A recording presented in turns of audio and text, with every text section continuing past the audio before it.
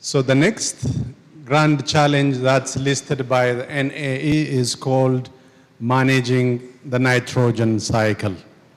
And if you think about human activity, we are increasing the use of nitrogen, for example, fertilizers, right? So, I mean, we definitely need fertilizers for our food. We need to eat, but at the same time, we're adding more than necessary nitrogen, which will contribute to the greenhouse gas effect. So the challenge is, again, are there ways of denitrifying or new processes for denitrification whenever possible? And these bullet points are self-explanatory. Human activity has caused significant increase. And when you have more nitrogen, you're reducing the ozone layer, you're adding to smog, you're contributing to acid rain, and also contamination of water, right? And there is, I think, one saying that says food, I think I may have written it so I can read it for you. It says, food is to nitrogen as energy is to carbon, okay? So really the question is, how do you balance the use with denitrification? Okay. I'm sure by now you know what the sources of excess nitrogen are: agriculture, stormwater, wastewater, fossil fuels, and then sometimes even in and around your home, like the use of soap, for example, that contributes to nitrogen. Okay. Innovations are needed in the following areas. You know, ensuring that a higher percentage of fertilizers ends up in the plant, not washed away from the agricultural locations. If we can reduce runoff through different types of, for example, even the roofing material that we select, leaching and erosion that carries nitrogen away from the plants, if we can minimize that, and then reducing the gas emissions from soils. And there's a lot of development on denitrification processes in the US. Now, I don't know if this is a big problem in the use of fertilizers and washing away. Is that a big problem in Brazil? I know there's a big agricultural, again, industry in Brazil, so I would think that this would be also an issue that's relevant in the local context here. Would that be a fair statement? Okay. The third one is, of course, solar energy. Okay, energy is also important. Energy security, particularly the use of less fossil fuels, you know, that's important. The price of gas, at least in the US, continues to rise up. I don't know what the price is here. Is it getting more expensive? Okay. Yeah, inflation is everywhere, right? I think that's a grand challenge. Inflation is one of the grand challenges. But yeah, again, there are some incentives of given by local communities in the US. If you use solar energy, you know, roofs, they give you credits. Again, I don't know if that's applicable in the Brazilian context. Do you get credits for using a solar panel in your roof? Yes. Okay, that's great.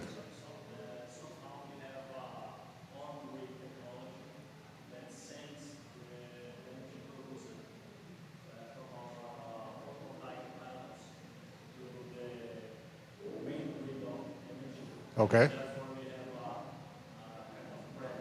That's great. Right. Yeah, so we need to make this more, again, accessible to developing countries as well. If we want to make this a big impact in the world sense, we have to extend this to developing countries as well. And of course, the specifics would be, we can always make solar cells or designs cheaper, that would be great. And then storing the energy for later use.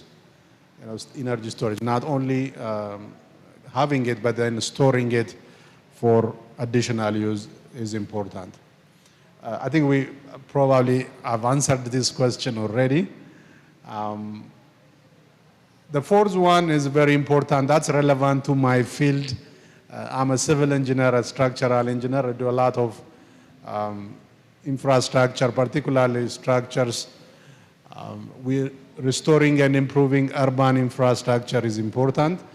Here, remember, the definition of infrastructure is a system. It's not only the buildings, but the water supply, the transportation, the road network, right? So whenever or the power supply systems. So infrastructure is a system of systems, not only the buildings and the bridges that you have. Particularly in the US, one of our challenges, most of the infrastructure is aging.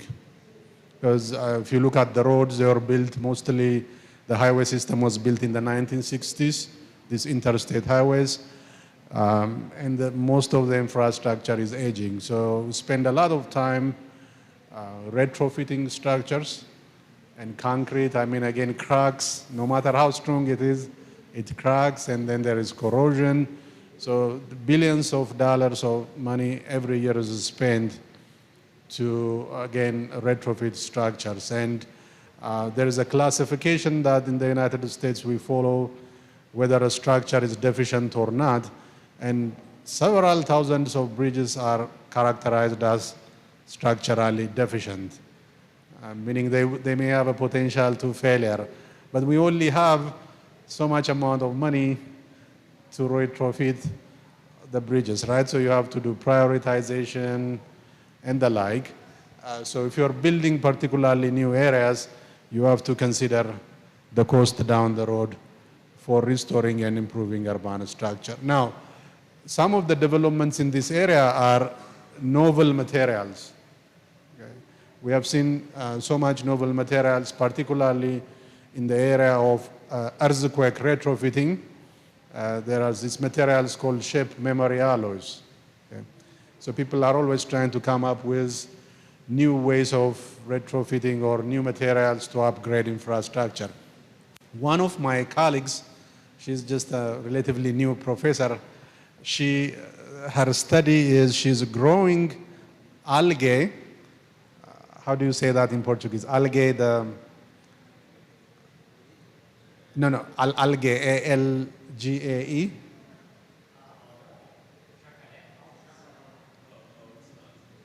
Yeah, so she's growing algae, and it will grow, and when you have concrete cracks, it will close the concrete cracks.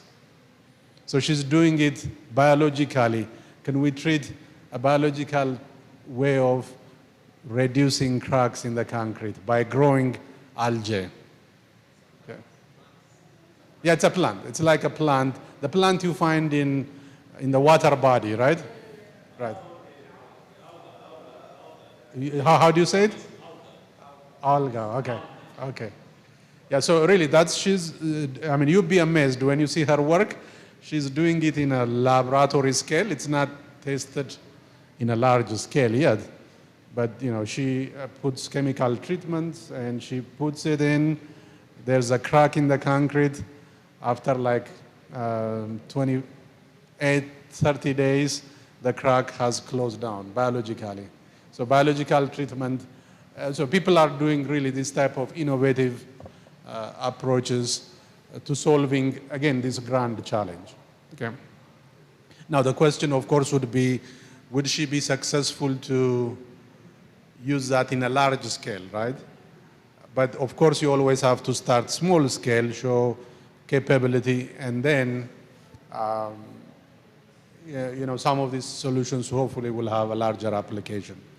And also the way we build our structures or infrastructures have to change. Most of it is labor intensive. Now there are developments in automation in construction, so less waste, for example.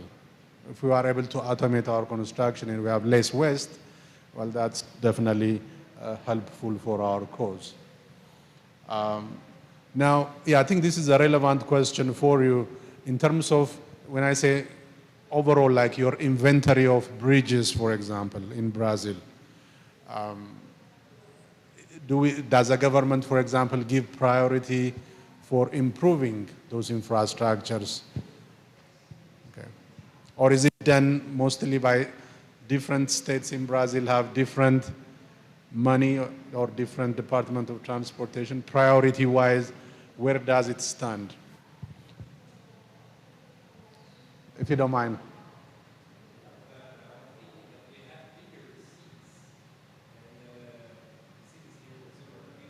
All right.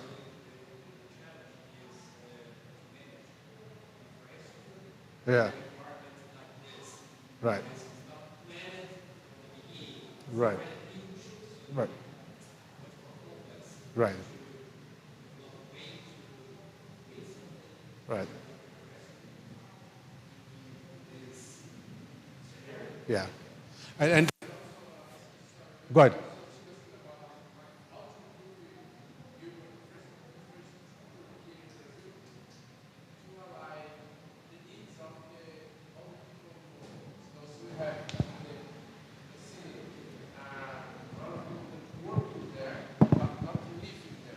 I see. Thank you. The series, it's not for all. That's right. It's a simplified way to explain that. Right. So we have a lot of people that work in in the city, but live in another way, in another place. We have a huge discussion about how to improve that. Right. Because the people have lost a lot of time in traffic, for example. That's right. So it is a big problem here. Yeah. Yeah, and I think, I mean, you have answered it very well when you said, whenever we're planning this infrastructure, at least a while ago, we haven't thought about what the impact would be, 50 years down the road, right? So now we are kind of in this catch-22 place where the population is growing, infrastructure, the space is limited, right? And we are getting older in terms of infrastructure age. So it's a really an important problem. One of the things that we are doing in the US, and I have another colleague, when we're building, when we're thinking about new infrastructure, we can, let's say, a road or a bridge, you can model the digital twin of the bridge, and then you're trying to infuse, put sensors, artificial sensors in the computer model. And on the newer bridges, usually they also put these sensors and collect usage information, and then make sure that the digital twin is also getting information from the current use. So you're doing mostly your life cycle assessment live to have better ways of retrofitting or anticipating when should I replace a certain segment of my segmental bridge, for example. So there are some improvements in how we do what we call asset management. Hopefully it's better for new type of infrastructure, but we still are stuck with a tremendous amount of infrastructure that's already here that was not planned properly. So this is one area where I think it's a grand challenge everywhere. It's in Brazil, in the US, and it's everywhere. In developing countries, it's also an issue. Now, this one I don't need to explain, right? This one is very self-explanatory. I think providing access to clean water is a grand challenge. Now, developed countries, they do a better job. They can provide clean water to the larger segment of their population, but developing countries, there are still places where people don't have water, right? So this is a grand challenge that's faced in the US. One of the things that we have for our students, they have a chapter, the students get together, and they have a student chapter called International EFID, so Engineers for International Development. And this is really a student-led initiative. We don't tell them what to do, but they get together and they say, okay, we will raise money, and then we'll go to remote places, In South America, for example, they were in Venezuela and Costa Rica. They go to remote villages and then they help the villagers to have groundwater and like simple purification systems. And the students benefit because, first of all, it will challenge them to learn a culture which is different from their own. At the same time, I think they are really happy to see the application of what they are learning in class. They see it, and then when you see the faces of the people when they have water, I mean, I think you feel very, you'll be satisfied, right? As a young person, you're helping a community that has no access. So we encourage students to really do this type of activities. We facilitate the environment for them, but they really do all the planning, the traveling, and even the fundraising. Sometimes what they do is they will contact restaurants and then they will say, well, today we're going to advertise people to come to this restaurant. Can you give us X% of the profit? It could be 10%. And then the students will go out and put flyers and say, please go and eat here, and then they get some money. So I think motivating the students, like in groups, is important. I'm not saying that will solve the larger issue of access to clean water, but these are the students that will be leaders in the future, right?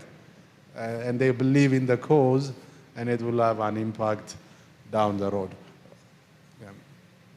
Now, I really don't know if having access to clean water is an issue in Brazil. I would assume Brazil is probably way advanced in this area, but there may be remote places that I don't know where there's water is an issue. Or can we say this is not an issue in the Brazilian context?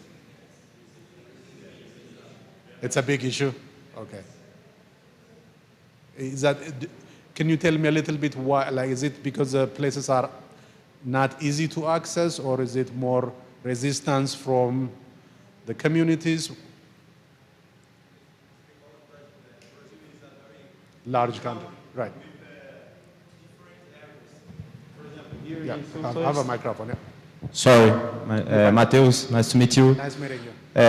Here in Brazil, we have a lot of different, it's a very big country, and different areas with different levels of technology and development. Okay. For example, in Northeast, we have communities with very poor level of technology, so buildings and everything. In the other way, we have here one institution with very good solutions for that. It's the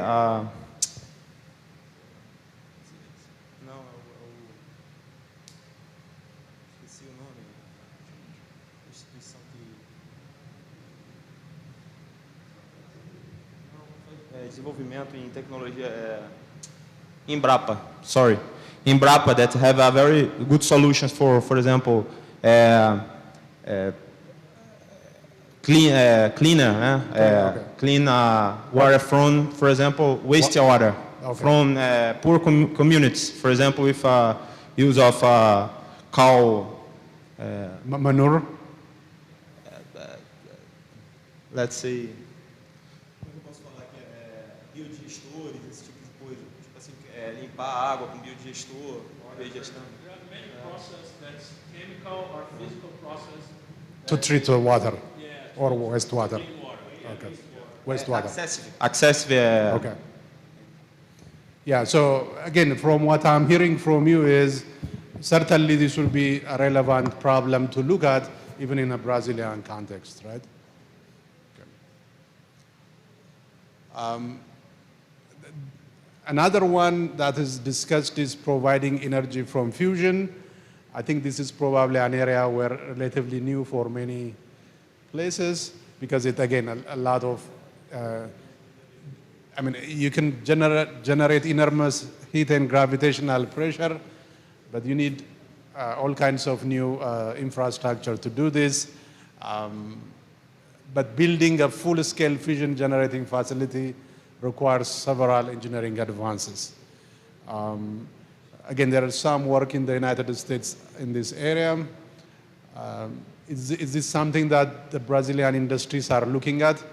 Because I know you work in the energy area, Bruno. Yes. Fusion.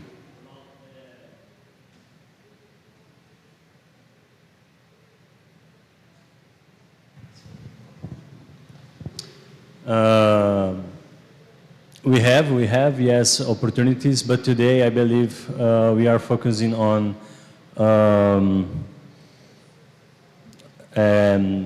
green sources of energy. Yeah. Okay. Like wind and mostly, as you said before, photovoltaic energy. Okay. Solar. Solar. Okay. What about hydrogen? Recently, the National Agency of Energy released A report? Released a proposal to all industries of this sector to develop this kind of solution with hydrogen. But yet, it is still in development. Still in development. Yes. Okay. Yeah. Thank you. Yeah, I think this, energy from fusion. I mean, it's not a widely used area yet, right? In many countries. So there's definitely an area of invention needed. So those are more along the lines of sustainability. If you look at security, there isn't a whole lot of agreement which part of the security is important, but at the end of the day, the committee has decided on some of them, the most important ones that they felt, which can cause a lot of danger to society. One of them is preventing nuclear terror. I know here in Brazil, you guys have nuclear power plants, right? Yeah. Now, I don't think there was a history of nuclear terrorism here, but I may be wrong. But that's, I think, particularly from the U.S. side, I think that's always like a big issue of preventing nuclear terror is on the top of the agenda. And the challenges are many. I mean, how do you secure the material? How do you detect it, from a distance? And once you have the event happening, what is the emergency response and the cleanup looks like? So there's a lot of questions that come under this particular grand challenge. Now, how many nuclear power plants do we have in Brazil, roughly? Oh, we have two fully operational. And then are there plans to build more? Is that like an energy source for the future, or there's no discussion on expanding? Probably in the future, right? Yeah. Yeah. Yeah.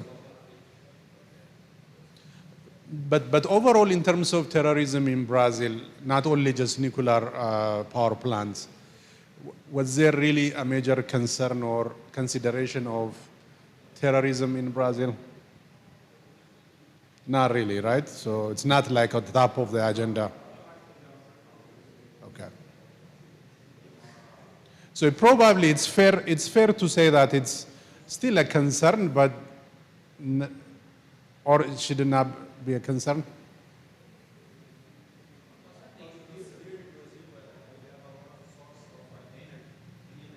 Okay. Yeah.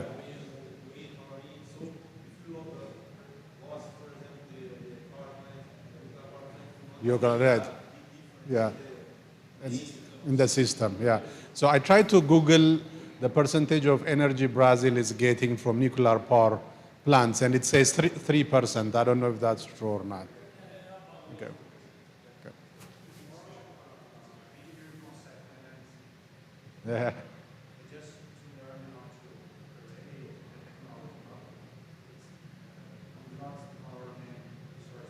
Energy, okay.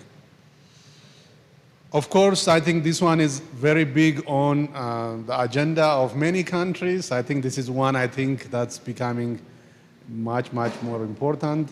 is secure cyberspace.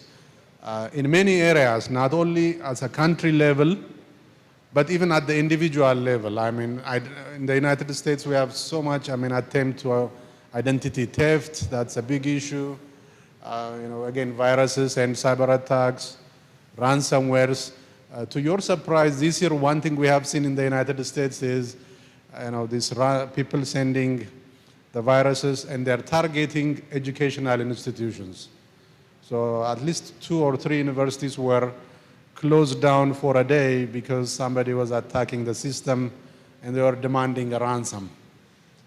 Because when you think about, like, my university, George Mason, we have 40,000 students. 40,000 students. So if somebody is able to get access to our computing system, you have all the information about students, 40,000 people, date of birth, and what have you. So it's a big, the institution spends a lot of money trying to protect that information, and the cost is becoming exponentially higher. So this is just one example, but when you think about financial systems, right, or even, countries nowadays, this is a very important grand challenge. Now, what's happening, and I don't know if it's true in Brazil, is we used to have our students who used to get a degree in computer science. Most of them will be doing this type of a problem, right, like trying to solve. But there is so much demand in this area. Now we have a separate degree program, a separate department called Cybersecurity Engineering Department, completely different from computer science. And in fact, the department chair is Professor Paulo Costa. He's one of ITS. He was a pilot, right? Okay. Yeah. Yeah, so he is now the department chair of our cybersecurity engineering department because he has done a lot of work again here at ITA, and when he was in Brazil, he has worked with, he was a pilot, right? He was a pilot. So he has a lot of tremendous experience in the area of command, control. So he's the perfect person to lead our relatively new department. And they already have, within 5 years, they had already 650 students. It's popular, very popular, because the US government really likes to hire many students just with that degree. The problem with computer science is it could be applicable in larger areas, but you need people who are really trained on a focused area. That's why I was trying to say competency-based education. If you just take a computer scientist, we'll be teaching them so many programming, mathematics, and so on, which is important for some problems. But when you have issues like this, what you need is people working on a focused area. And again, so even we are changing the fields to address these grand challenges. Okay, so moving into the health side, I'm not necessarily an expert on the health side, so I'm going to go quickly here. But one of the things that's listed there is reverse engineering the brain, because if we are able to do that, hopefully neurological disorders could be fixed, or new innovations can come. There is a lot of diseases that still people are unable to figure out, like ALS. I don't know, Fausto, what's ALS here? Yeah, it's a neurological disorder where once you get the disease, your body starts to stop functioning, and you would die in about 2 years.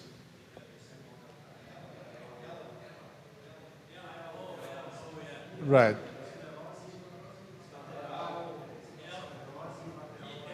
Yep, lateral sclerosis.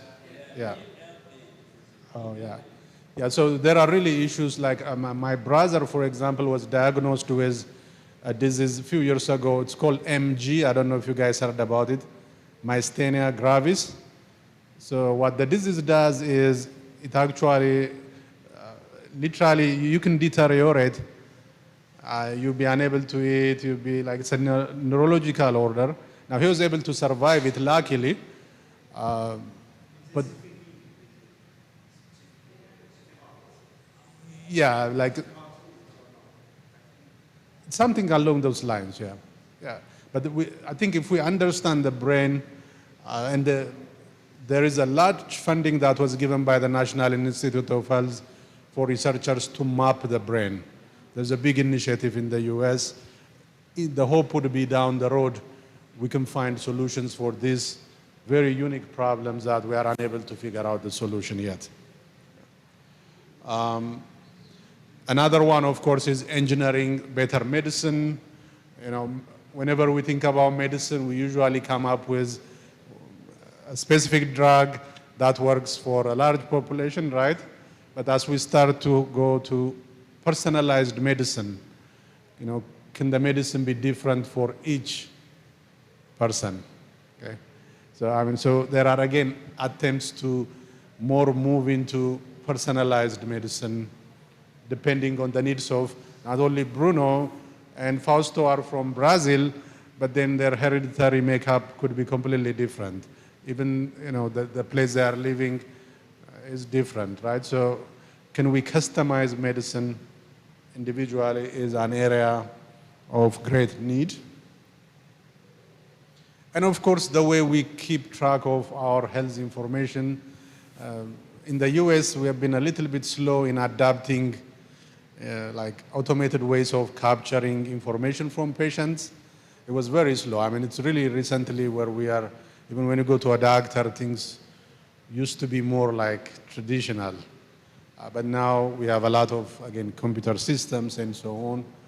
And hopefully with the knowledge in machine learning, people can, if they get access, if patients release the consent, you may start to see patterns, regional patterns for diseases.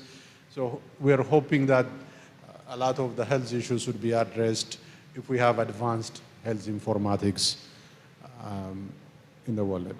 So here, if you remember, I didn't put any question on the health side for each one of them. But overall, thinking about the health in the Brazilian context, can you guys, so you're educating me now, okay, like is there like a major issue that we consider? For example, in the US, obesity is one issue, right? So what is the major concern in Brazil when it comes to health? Or do people have enough adequate healthcare coverage? So it's,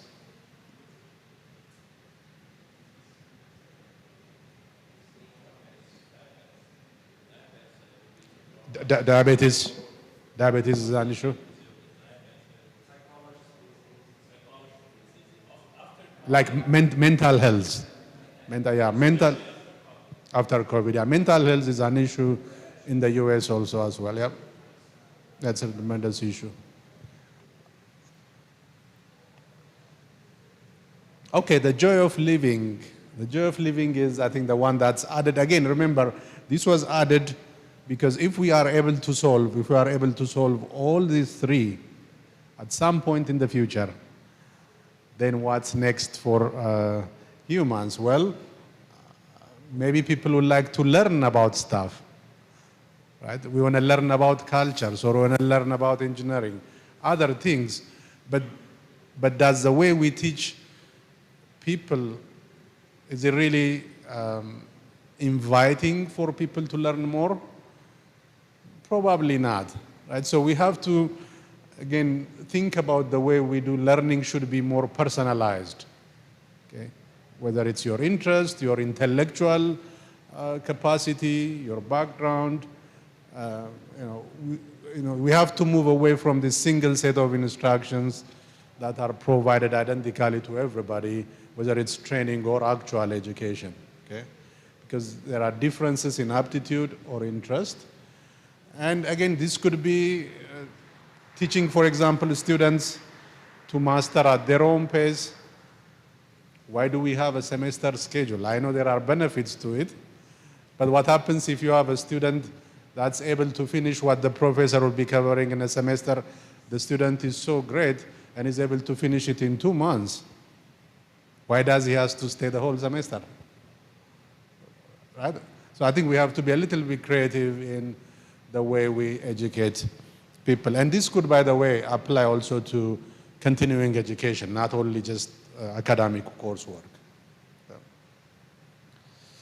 Now this one is, I'm quoting this for you so that you can see it. One of the things that they talked about, remember this is about 19 years ago, so things have changed a lot. Enhancing virtual reality.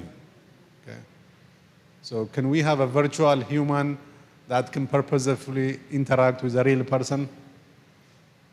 Now remember, when they wrote this around 2006, 2007, maybe you may think, it's too much, but now with artificial intelligence, I don't think we are far away from this, right? We already actually have, right? Yeah. Yeah, the Boston Dynamics, right? Yeah.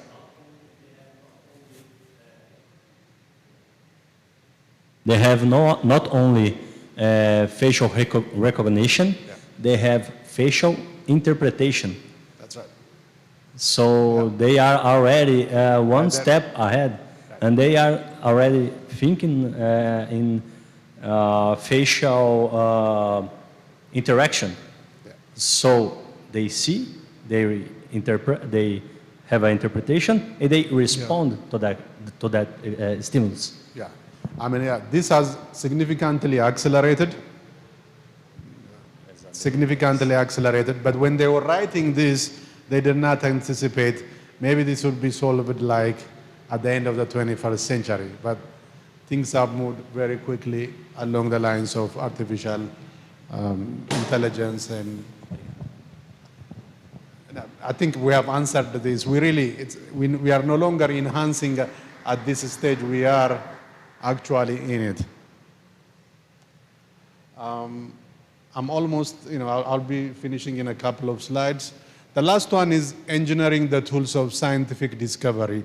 Now, the reason that they added this is usually when we think about engineers and scientists, in the old days it was more siloed. We think about engineers as people who are creating, designing, building, whereas scientists were more exploring, experiment, and discovering. But nowadays, most of the solutions are coming at the intersection of engineering and science, right?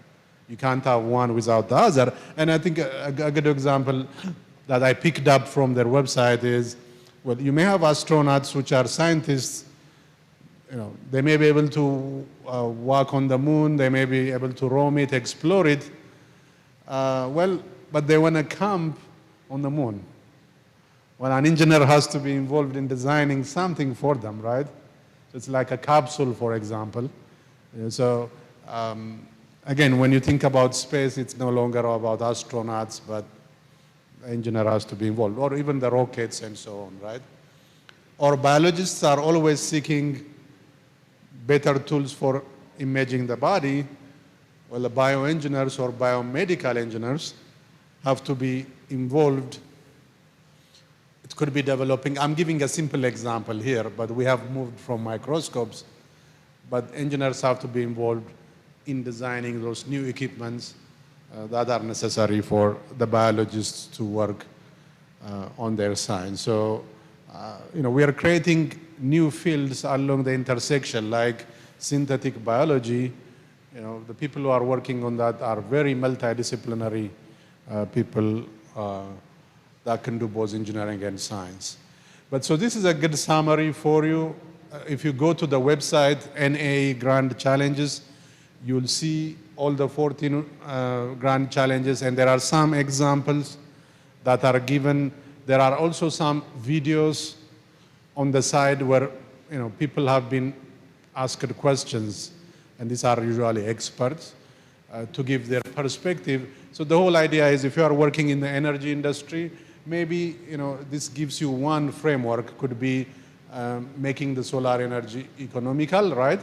But then providing energy from fusion is something you may not be working on it now, but your company may work on or move into that direction as well. So this gives you a framework for your problem. I think I'm going to skip this one a little bit in the interest of time. There are some simple examples that you can find. In the United States, we have an organization called American Society for engineering education. I don't know if there is an equivalent society here, Fausto, in Brazil. Yeah, because what this particular agency does is, it's not about civil engineering, it's not about mechanical engineering. It's an organization that's dedicated in asking questions, how do we teach engineers better? And it could be in any discipline, civil, mechanical, chemical, everything. And then some professors will experiment a new way of teaching, and then they actually write an article about it. And that article, research article, is peer-reviewed. So it's like you publish in mechanical, chemical, you submit a paper to this organization, peer-reviewed, but you have to, design surveys, students. It's a rigorous publication. And the reason I'm mentioning this to you is some of their publications are free. If you Google it, you can find so many examples of professors who are trying to incorporate these grand challenges in their classrooms. And then they took some surveys and asking the students whether this way of teaching is helpful than the traditional way of teaching. So, and by the way, even if this is for education, you can apply it in a context of a company or continuing education. There are many ways of expanding that. So there are a couple of examples. For example, I just picked one from Arizona State. When they teach their engineering students the first semester, they are not going to wait until they're in their fourth year. They have a course called Introduction to Engineering. And then they team the students in groups, and then they'll give them an example problem from these grand challenges. And then they push them to an extent where sometimes some of the students have created prototypes by the time they are in their second year, third year. So, but it involves the usual, but it really requires intentional thinking. They just don't put 4 or 5 students together. They take a survey. When the students come in, they take the survey of the students, what their interests are, the region from the US they came from, and then there is a system called CATME Smart Teamwork.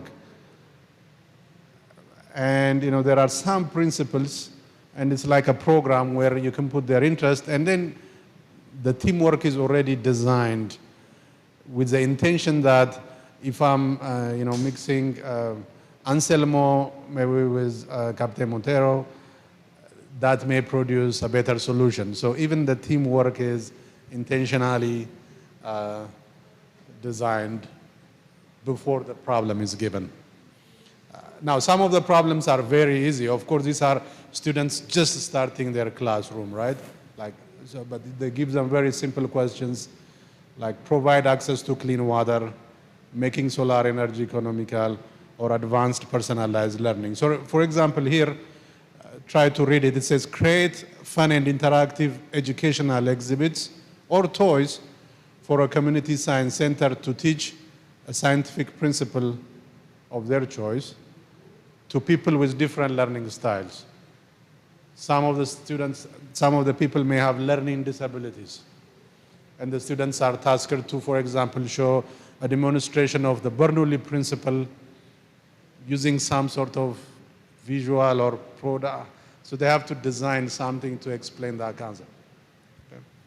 So this type of exercises are very good. Now, we have been doing these in most of our classes, but then we never had the framework. Now it's easy to say what you're doing fits a larger, bigger scale problem, right?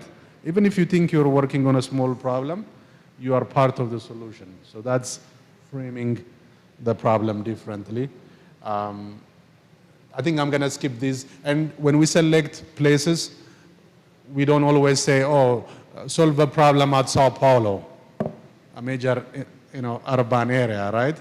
So sometimes we'll just say, go back to this remote place you haven't even heard of. So in the last slide, I'm sure people have heard about Uganda as a country. But we say, well, go to the village of Mwanga. Well, they have to know where it's located, what the culture is, the community, and so on. Okay. I think these are the deliverables. But one thing that they found out in this is by the time the students have gone through the course and they do the surveys, there was a clear statistical evidence to show that by teaching students in this framework, that has positively changed their perception on the roles engineers play, as well as it has positively changed their perception on the impact engineering can have on our society's problems. All right, guys, so I think we're running out of time, but Fausto, I have heard so many great stories about what the students are doing at ITA, but I would like to learn maybe from Professor René and Professor Fritz if there is a particular framework you are using, to teach undergraduate students here. Thank you very much, guys. I know this is not a research type presentation, but just want to talk about maybe possibly a new way of teaching students. Okay. Thank you very much.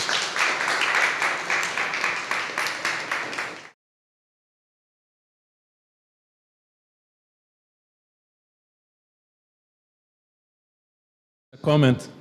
When Professor told about health, I heard by a doctor a few months ago that there is an artificial intelligence system that medicine they are developing. If you have something simple, like you ate something that you are not okay because you ate something very, very hard or something like that, you can go there. It's very simple.